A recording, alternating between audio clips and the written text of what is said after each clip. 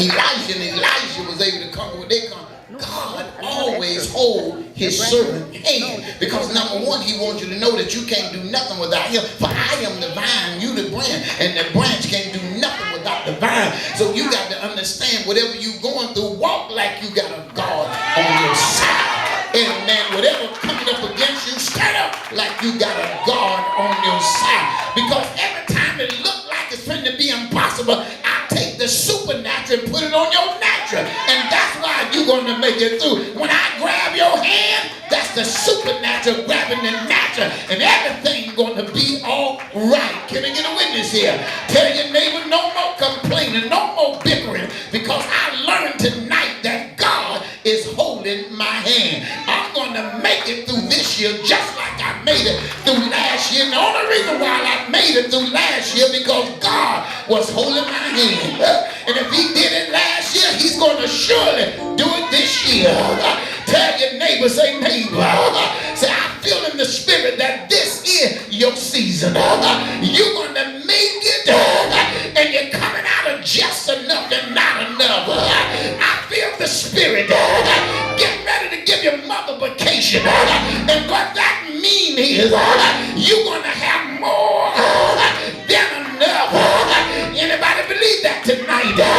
Give God a sanctified praise up in here.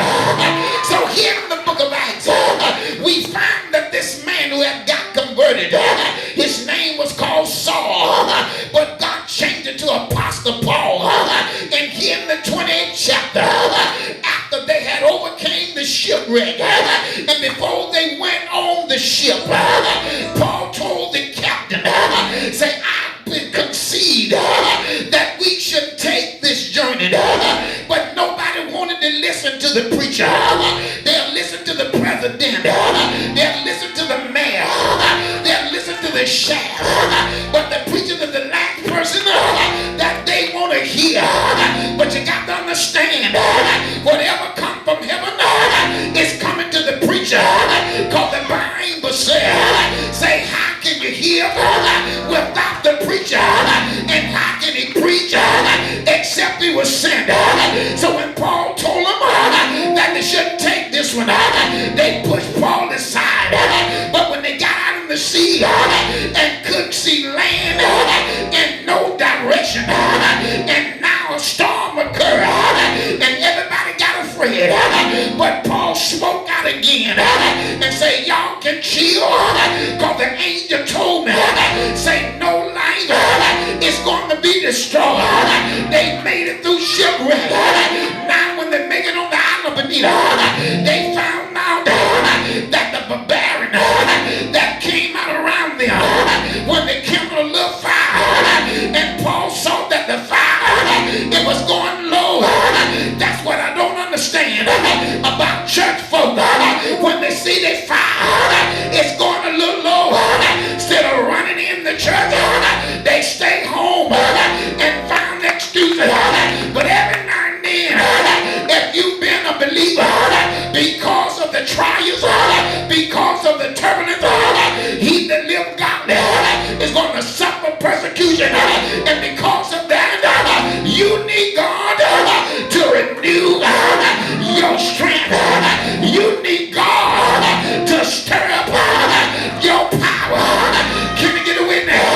You got to know that when you're running low, I know on your meter in your car, when you see the gas is going toward E, you going to the station, but you got to stay in the spirit, because the Bible says that God did not give us a spirit of the world, but he have given us the spirit of God, that we may freely know the thing which is of God.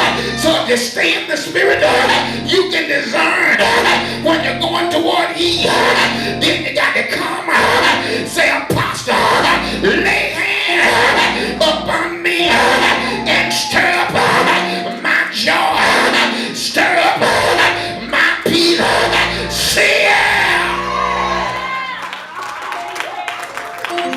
So the Bible says that when they came to the fire, and Paul saw that it was going low, and And listen, you got to be able to look in the spiritual mirror and say something going low. And it's because I ain't been coming like I used to come. But then when I heard Paul said, he said, brethren, I count not myself to have apprehended.